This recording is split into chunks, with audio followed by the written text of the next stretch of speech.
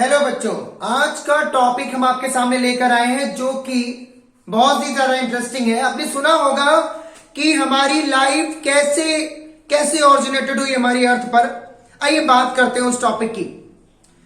देखिए क्या है, बहुत साल पहले यानी मिलियन ऑफ ईयर बीत गए। आप सोचा भी नहीं होगा आप लोगों ने कि हमारी पृथ्वी कैसी थी, कैसी दिखती थी, इसका कलर कैसा था और किस फॉर्म में थी, कैसे प्रोड्यूस हुई, किस तरह से हमारी लाइफ ओरिजिनेटेड हुई। इन सारी बातों का एक मिलाप एक थ्योरी में, एक बुक में लिखा हुआ है। उस बुक का नाम है AI open theory. AI open theory में ये सारा मेंशन है और बुक है ना बेटा, वो है origin of life. Origin of life. आइए बात करते हैं कि हमारा जीवन किस तरह से बना। सबसे पहली बात कि हमारा जीवन ऐसे ही नहीं बन गया, रैंडमली नहीं बना, सडनली नहीं बना।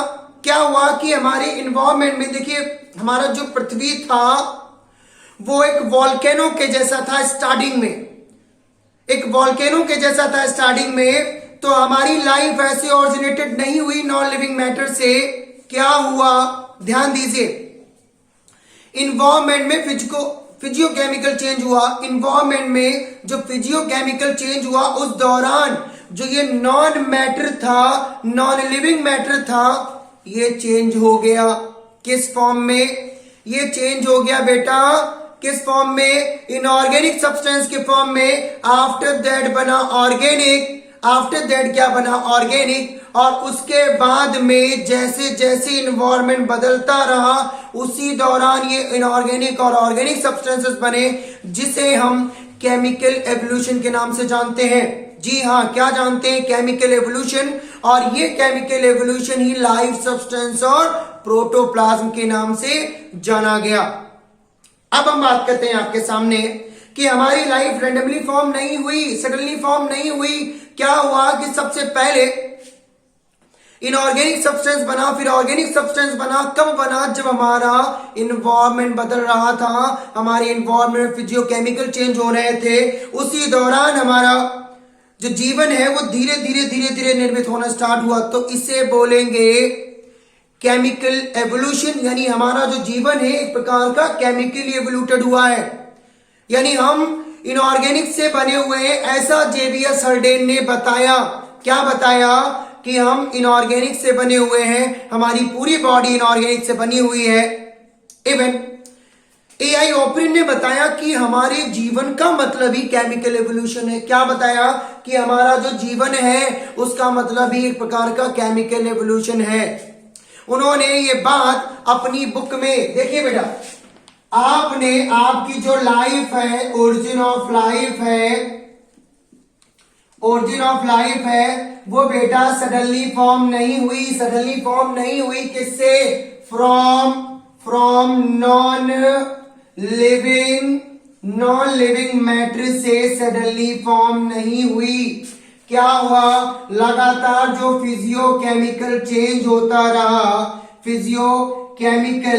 केमिकल जो चेंज होता रहा, उस दौरान क्या बन गया? सबसे पहले बना इनऑर्गेनिक। सबसे पहले बना इनऑर्गेनिक। आफ्टर दैट बना बेटा ऑर्गेनिक सब्सटेंसेस। क्या बने? Organic substances. इसे ही केमिकल एवोल्यूशन का नाम दिया गया। यानी केमिकल जो था वो एवोल्यूटेड हो गया। और लाइफ सब्सटेंस बोल सकते हो आप इसे, लाइफ सब्सटेंस बोल सकते हो आप। क्या बोल सकते हो? Life substance. और प्रोटोप्लाज्म भी बोला गया। देखिए ध्यान से, सबसे पहले इनऑर्गेनिक बना, फिर ऑर्गेनिक बना, इसे ही लाइफ सब्सटेंस प्रोटोप्लाज्म के नाम दिया गया। पूछा जाए प्रोटोप्लाज्म क्या है, आप बता दो। इनऑर्गेनिक और ऑर्गेनिक सब्सटेंसेस है प्रोटोप्लाज्म। आफ्टर दैट 1929 में जो जेवियस हर्डेन थे, क्या नाम था? जेवियस हर्डेन। देखिए हम बात कर रहे हैं ओरिजिन ऑफ लाइफ की। किसकी बात कर रहे हैं? ओरिजिन ऑफ लाइफ की। 10th का एक इंपॉर्टेंट टॉपिक है। तो जेवियस हर्डेन ने 1929 में क्या किया? ये बताया कि हमारा जो जीवन है, जो हमारा लाइफ है, यानी जो लिविंग ऑर्गेनिज्म है, लिविंग जो ऑर्गेनिज्म है वो बेटा बने हुए हैं किससे? इनऑर्गेनिक सब्सटेंसेस से। किससे बने हुए हैं? इनऑर्गेनिक सब्सटेंसेस से बने हुए हैं। जितने भी लिविंग ऑर्गेनिज्म है वो सब इनऑर्गेनिक सब्सटेंसेस से बने हुए हैं। 1924 में ए.आई. ओप्रिन ने क्या बताया? अपनी बुक में बताया कि हमारे जीवन का मतलब यानी ओरिजिन ऑफ लाइफ का मीन्स, ओरिजिन ऑफ लाइफ का मीन्स क्या है? ओरिजिन ऑफ लाइफ का मीन्स है केमिकल एवोल्यूशन। क्या है? केमिकल एवोल्यूशन मतलब है, केमिकल एवोल्यूशन मतलब है। ए.आई. ओप्रिन ने ये बात अपनी बुक में, कौन सी book? Origin of life, the origin of life इनकी बुक है बेटा। क्या बुक है? द ओरिजिन ऑफ लाइफ इनकी बुक का नाम है। अब आफ्टर दैट सुनिएगा, ओप्रिन ने ये पूरा समझ गए आप? ये पूरा बहुत इजी मेथड है, कुछ भी चेंज नहीं करना है, बस पढ़ते जाना है। इतना अधिक पढ़ लीजिए। ए.आई. ओप्रिन थ्योरी, देखिए एक ऐसी थ्योरी है जिससे हमें ये पता चलेगा कि हमने जीवन में जो पाया है, जो हमारी बॉडी है वो कैसे ऑरिजिनेटेड हुई, सबसे पहले क्या बना होगा, सबसे पहले कैसे सेल बनी होगी, सेल से पहले क्या बना होगा, उससे पहले क्या बना होगा, इन सारी बातों का निचोड़ है ये ए.आई. ओप्रिन थ्योरी। ये ओरिजिन ऑफ लाइफ, ये ओरिजिन ऑफ लाइफ क्या किसकी बुक है? ये है ए.आई. ओप्रिन थ्योरी की। 1924 में ये बात इन्होंने अपनी बुक में बता डाली कि हमारे जीवन का मतलब केमिकल एवोल्यूशन है। क्या बताया? कि हमारा जो जीवन है वो एक प्रकार का केमिकली एवोल्यूटेड हुआ है। आफ्टर दैट इसके आगे सुनिएगा, इसके आगे क्या लिखना है आपको, सुनो ध्यान से बेटा, पढ़ना भी ध्यान से है, वीडियो स्किप नहीं करना एक मिनट भी, सुनो ध्यान से। आफ्टर दैट ओप्रिन ने क्या किया? जो ओप्रिन थे, ओप्रिन ने थ्योरी दे डाली। क्या थ्योरी दे डाली? ओप्रिन ने एक थ्योरी दी है, एक थ्योरी दी है जिसमें 8 स्टेप इन्वॉल्व है। कितने? 8 स्टेप की इन्होंने थ्योरी दी। देखो पहली स्टेप क्या है? First step. फर्स्ट स्टेप क्या है? स्टेप फर्स्ट में इन्होंने बताया कि बिगिनिंग में हमारी अर्थ एक जो अपने ऑर्बिट में रोटेट कर रही थी, तब इसका टेम्परेचर 5000 से 6000 डिग्री सेल्सियस था। कितना था? 5000 से 6000 डिग्री सेल्सियस। यहां पर कुछ एलिमेंट भी डिस्कवर हुए जो कि फ्री फॉर्म में थे, जो कि है कार्बन, हाइड्रोजन, नाइट्रोजन, ऑक्सीजन और सल्फर, पोटेशियम नहीं फॉस्फोरस, और एक आपका है आयरन। क्या है? Carbon, hydrogen, nitrogen, oxygen, sulphur, phosphorus और एक है आपका आयरन। देखो एक बार ध्यान से, इसकी मैंने एक ट्रिक भी बनाई हुई है। क्या? आप लिख लो CHNOSP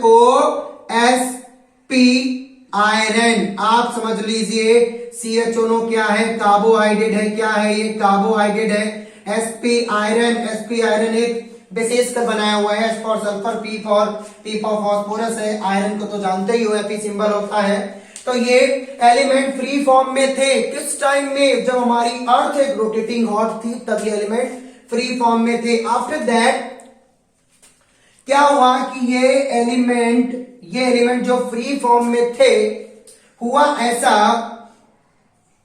कि हमारी पृथ्वी लगातार रोटेट हो रही थी, यहां का टेम्परेचर घट रहा था, लगातार टेम्परेचर घट रहा था। तो ये जो एटम थे, जो फ्री फॉर्म के एटम थे, क्या हुआ कि कुछ अर्थ के सेंटर में भी डिस्कवर हुए। यानी जब हमारा क्लाउड कैसा हुआ? जब हमारा क्लाउड डिक्रीज हुआ पहली स्टेप में, तो बेटा 3 प्रकार के मेटल वेट के अकॉर्डिंग आइडेंटिफाई हुए। कुछ सेंटर में पाए गए, कुछ कहां? अर्थ के सेंटर में पाए गए, जो कि थे आपके कॉपर,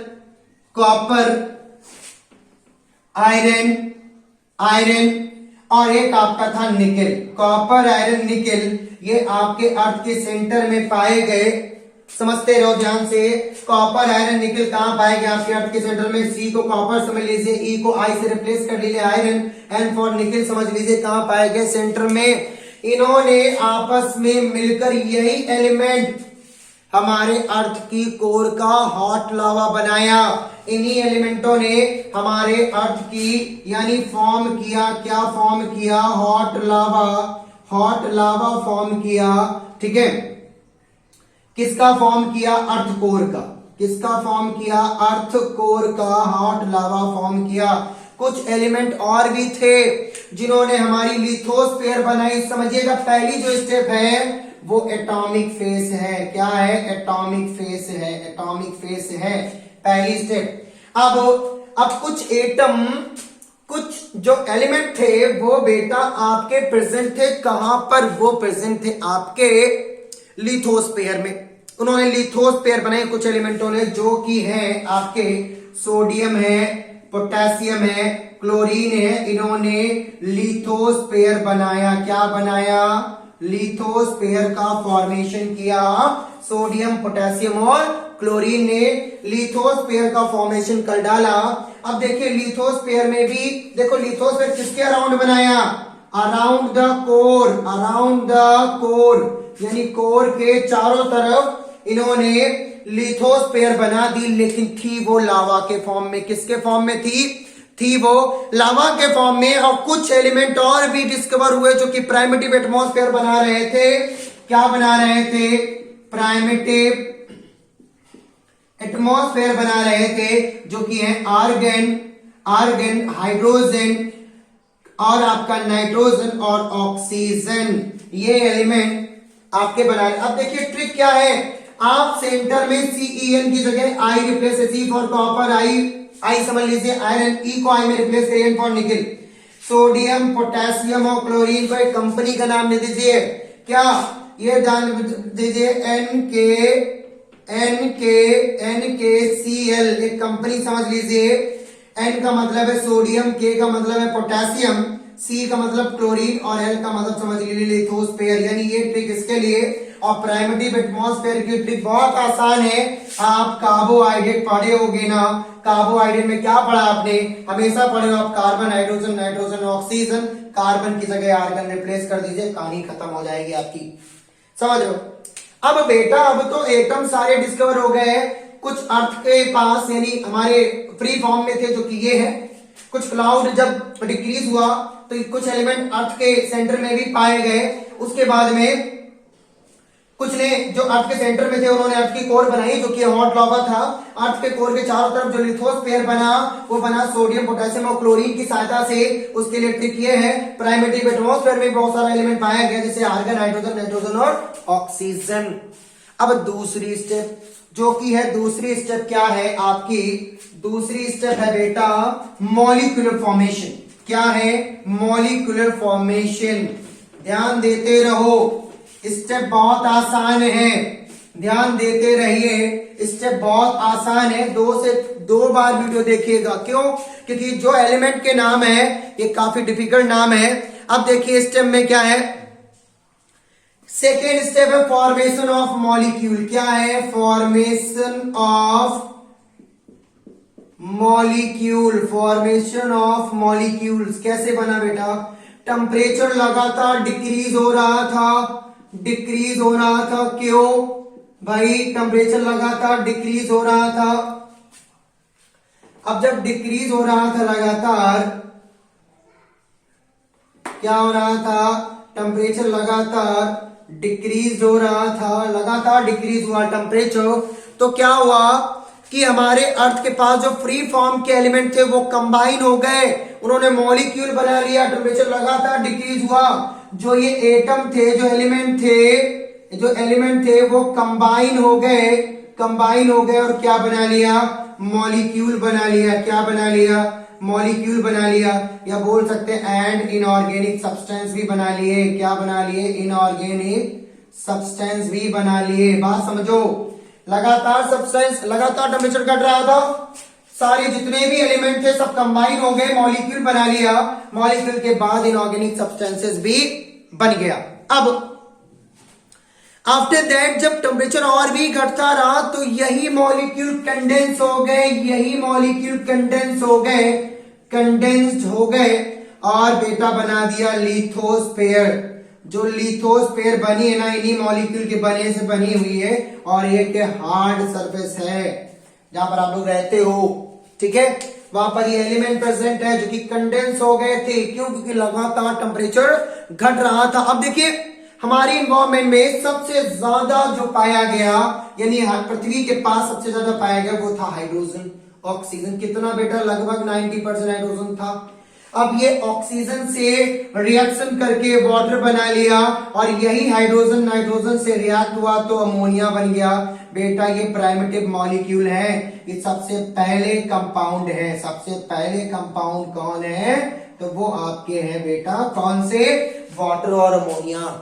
वाटर अमोनिया सबसे पहला कंपोनेंट है।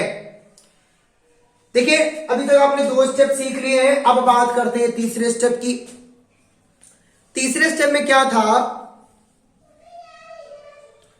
कि थर्ड स्टेप में ऑर्गेनिक कंपाउंड बनेंगे। जो सारा आप देख रहे हो ना, ये सारा कंडेंस हो गया और ऑर्गेनिक कंपाउंड बने। जैसे कि जो हमारे कोर के पास था वो हॉट मेटॉलिक लावा था, उसके पास कुछ गैसेस भी थी, carbon dioxide, hydrogen, carbon monoxide. एक मिनट रुकिएगा, हमारे अर्थ के पास क्या था? हॉट मेटॉलिक लावा था, एक्टिव हॉट मेटॉलिक लावा था, ठीक है। और उसके पास कुछ गैसेस भी थी। क्या था? फॉर्मेशन ऑफ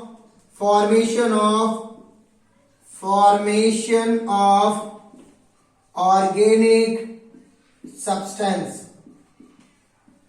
ठीक है। हमारे अर्थ के पास क्या था? हॉट मेटॉलिक लावा था। हॉट, देखो जो हमारे अर्थ के पास हॉट मेटॉलिक लावा था उसके पास कुछ गैसेस भी थी, carbon dioxide, hydrogen, carbon monoxide, nitrogen. और जब ये यानी कार्बन और नाइट्रोजन, कौन? हमारे अर्थ के पास क्या था? हॉट मेटॉलिक लावा। हॉट मेटॉलिक लावा हमारे किसके पास है? अर्थ के पास है हॉट मेटॉलिक लावा। उसके पास कुछ गैसेस भी हैं, कौन सी गैसेस हैं? जो कि गैसेस है carbon dioxide, hydrogen, carbon monoxide, और ये गैसेस है उसके पास। तो N2 भी है, ठीक है। N2 कर दो। तो ये गैसेस क्या हुई? इनमें से जब कार्बन और नाइट्रोजन ने मेटॉलिक एटम के साथ रिएक्शन कर ली तो कार्बन ने बनाया कार्बाइड। क्या बनाया? कार्बाइड्स। और नाइट्रोजन ने बनाया, देखो कार्बन ने मेटॉलिक के साथ रिएक्शन करके कार्बाइड बना दिया, कार्बाइड्स बना दिया। नाइट्रोजन ने मेटॉलिक के साथ रिएक्शन करके नाइट्राइड बना दिया। क्या बना दिया? नाइट्राइड बना दिया। अब ये कार्बाइड और नाइट्राइड ये क्या है? कार्बाइड और नाइट्राइड जो कि बने हुए किससे? मेटॉलिक एटम से रिएक्शन करने पर। यानी जब कार्बन और नाइट्रोजन ने मेटॉलिक एटम से रिएक्ट किया तो कार्बाइड और नाइट्राइड बना गया। कार्बन ने रिएक्ट किया, मेटॉलिक एटम, कार्बाइड बना। नाइट्रोजन रिएक्ट किया, मेटॉलिक एटम, नाइट्राइड बना। आफ्टर दैट जो मेटॉलिक कार्बाइड था, जैसे वो वाटर वेपर से रिएक्ट हुआ, कौन? मेटॉलिक कार्बाइड जैसे ही वाटर वेपर से रिएक्ट हुआ, किससे?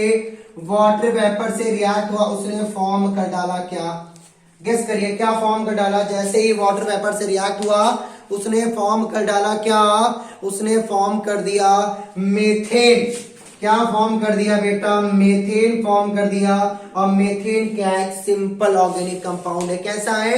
एक सिंपल ऑर्गेनिक कंपाउंड। इसके बाद में जैसे ही नाइट्राइड, क्या बेटा? नाइट्राइड जब रिएक्ट हुआ किसके साथ? वाटर वेपर के साथ रिएक्ट हुआ तो उसने बना दिया क्या? उसने बना दिया, आप सोच भी नहीं सकते, उसने अमोनिया बनाई।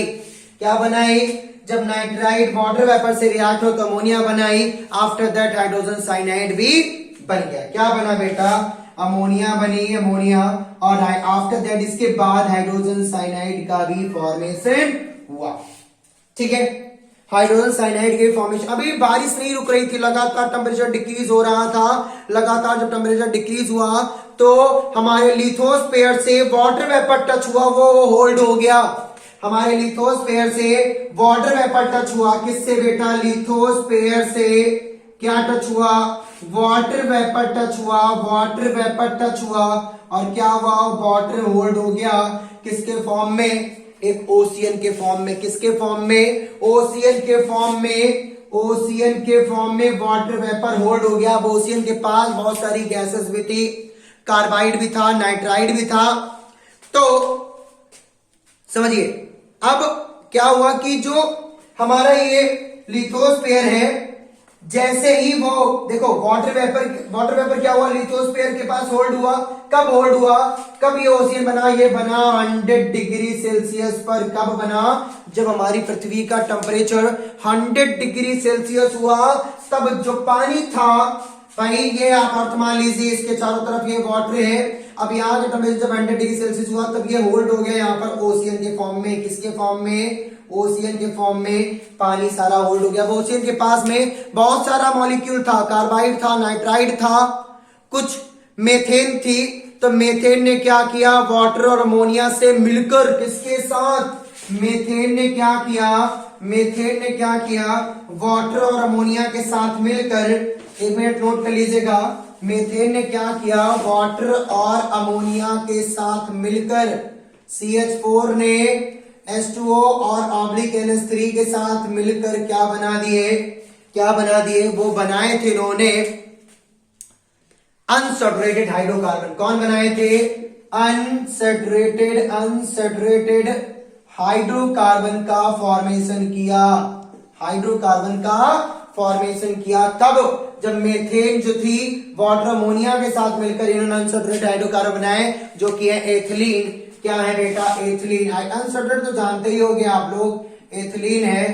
तो एथिलीन हाइड्रोकार्बन बनाए, एसिटिलीन हाइड्रोकार्बन बनाए। आफ्टर दैट, इसके बाद में क्या हुआ कि और भी हाइड्रोकार्बन बने, जैसे कि कुछ ग्रुप बन गए, aldehyde, ketone, alcohol, organic acid भी बने। आफ्टर दैट लगातार जब थंडरस्टॉर्म हो रहा था, इलेक्ट्रिसिटी लगातार प्रोड्यूस हो रही थी, तो हॉट वोल्केनो जो था, जो पानी में उपस्थित था, जो कि मिनरल के फॉर्म में था, यानी ये एलिमेंट और के मॉलिक्यूल के फॉर्म में था, ये और ज्यादा कॉम्प्लेक्स हो गया, और भी ज्यादा से ज्यादा कॉम्प्लेक्स हो गया। आफ्टर दैट उन्होंने कॉम्प्लेक्स होकर क्या बनाया? बनाया सुगर, फैट, नाइट्रोजनस बेसेस।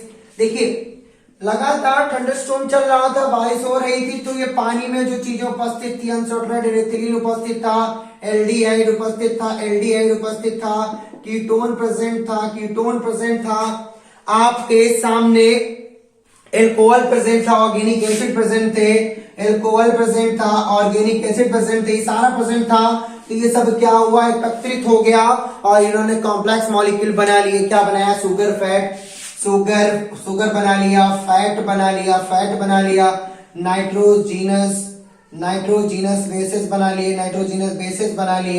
बना लिए। तो लगातार ये फॉर्मेशन चलती रही। आफ्टर दैट कॉम्प्लेक्स से कॉम्प्लेक्स कंपाउंड बनते गए। इसके बाद की जो हेडिंग है, यानी ये कॉम्प्लेक्स कंपाउंड बने कब बेटा? अभी आपने क्या देखा? अभी आपने देखा फॉर्मेशन ऑफ ऑर्गेनिक कंपाउंड। अभी आपने देखना formation of complex organic compound. आप यहां से देखिए, यहां से आप formation of complex organic compound, step number 4 पे समझ लो आप इसे। फॉर्मेशन ऑफ ऑर्गेनिक कंपाउंड आप यहां से देखिए, formation of complex organic compound. Methane की बात देख लीजिए कि मेथेन जो पानी में होल्ड था वो रिएक्ट हुआ और ये सब बन गया, और भी रिएक्शन हो गई, तो ये सब बना। ये सब आपका कॉम्प्लेक्स ऑर्गेनिक कंपाउंड है। स्टेप नंबर 5 हम आपको कल के वीडियो में प्रोवाइड कराएंगे। तब तक बने रहिए, कमेंट करिए, जो भी हेडिंग आपको डिफिकल्ट लगती है उसे आप पूछ सकते हैं और बता सकते हैं। चलिए हम आपसे एक क्वेश्चन पूछते हैं कि स्टडी ऑफ ब्लड सर्कुलेशन को जजमेंट देने के लिए, चेक करने के लिए किस रेडियो एक्टिव आइसोटोप एलिमेंट का यूज किया जाता है? आंसर आप कमेंट बॉक्स में दे सकते हैं। तब तक के लिए बने रहिए मेरे साथ। धन्यवाद।